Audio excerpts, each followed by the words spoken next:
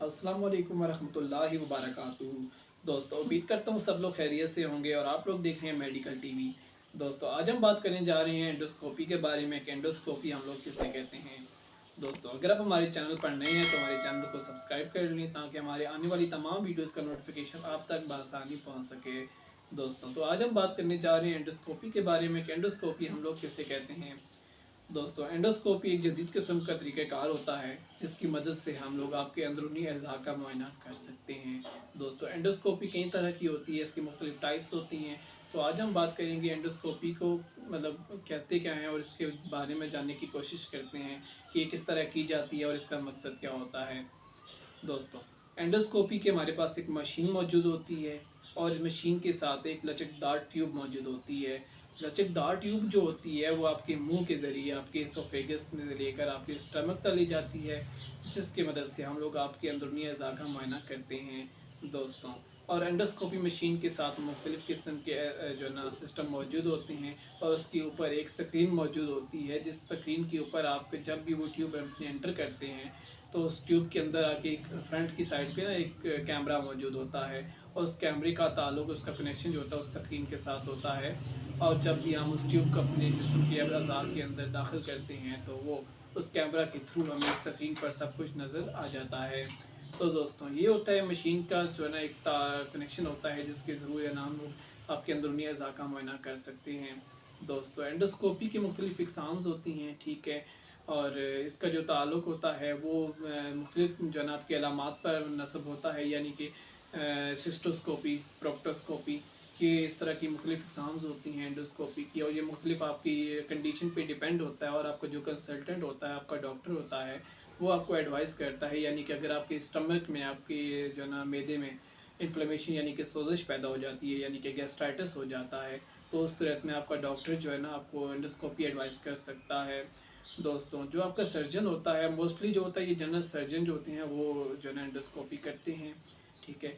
और एंडोस्कोपी करने का मकसद ये होता है कि जब भी डॉक्टर आपकी एंडोस्कोपी करने के बाद आपके स्टमक को आपके मैदे को अंदरूनी मुआयना कर लेता है तो उसके बाद वो बाकायदा तौर पर उसकी रिपोर्ट बनाई जाती है और उसकी मुकम्मल जो है ना डॉक्टर एक रिपोर्ट बनाने के बाद उसकी बाकायदा जब भी कोई इन्फ्लेमेशन हो जाती है या कोई भी जब अंदर ज़ख़म हो जाता है स्टमक के अंदर तो उसकी बाकायदा उसकी मेडिसिन दी जाती हैं और उसका प्रॉपर इलाज किया जाता है।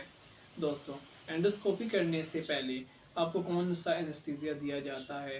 दोस्तों एंडोस्कोपी जदीद तरीक़ाकार है और इससे पहले कोई आपको कोई इंसिजन नहीं दिया जाता, कोई किसी तरह का कोई एनेस्थीसिया नहीं दिया जाता। दोस्तों इसमें मुकम्मल तौर पे आपके पास एक ज़ैलोकिन लिक्विड मौजूद होता है जिसको आपको अपने गले तक रखना होता है और ये अमल आपको 3 से 4 दफ़ा दोहराना पड़ता है। दोस्तों जब आप ये अमल दोहराते हैं तो आपका गला मुकम्मल तौर पर सुन्न हो जाता है।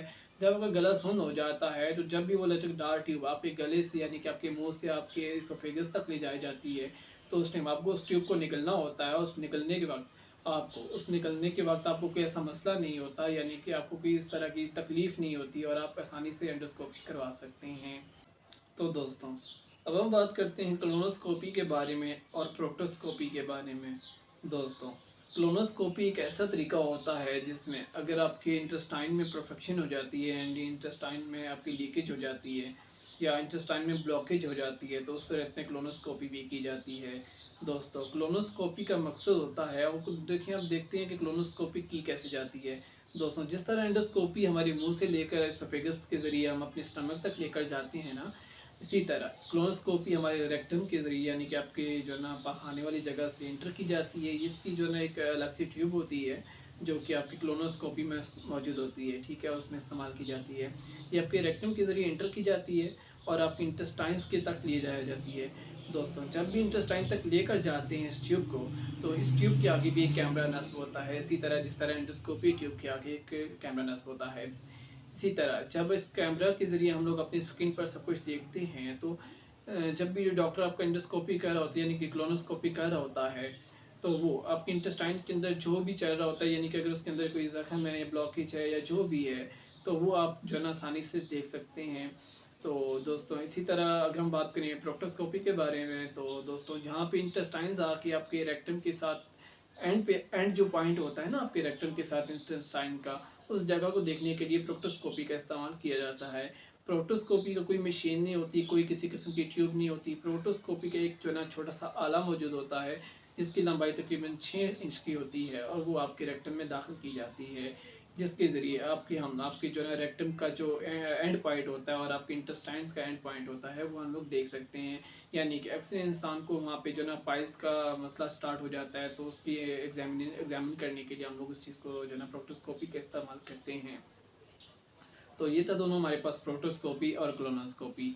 दोस्तों अब एक और आपको बात मैं बताता चलूँ कि देखें, जब हम लोग एंडोस्कोपी करवाते हैं तो ज़रूरी नहीं है कि एंडोस्कोपी तब भी करवाई जाए जब आपके उसमें जो है ना स्टमक में कोई इशू हो। देखें, एक सूरत ऐसी होती है जब भी किसी यानी कि ओल्ड एज पेशेंट्स में ऐसा होता है कि अक्सर इंसान जब भी कोई खाना खा लेता है तो उसको एक निवाला जब फंस जाता है हमारी खुराक वाली नाली में यानी इसोफेगस में, तो उस सूरत में भी एंडोस्कोपी की जाती है। यानी कि जब भी इसोफेगस में यानी खुराक वाली नाली में कोई निवाला फंस जाता है या उस निवाले फंसने से जो है ना ब्लॉकेज हो जाती है, इंसान कोई चीज़ आगे निकल नहीं पाता, यानी कि कोई पानी या कुछ भी खा पी नहीं पाता, तो ऐसी हालत में भी एंडोस्कोपी की ट्यूब की मदद से हम लोग उस ब्लॉकेज को भी ख़त्म कर सकते हैं। तो दोस्तों ये था हमारा आज का टॉपिक एंडोस्कोपी। उम्मीद करता हूँ आपको एंडोस्कोपी के मुतालिक थोड़ी सी जानकारी होगी। इंशाल्लाह मिलते हैं नेक्स्ट वीडियो में, तब तक अपना ख्याल रखें। अल्लाह हाफ़िज़, फ़ी अमानिल्लाह।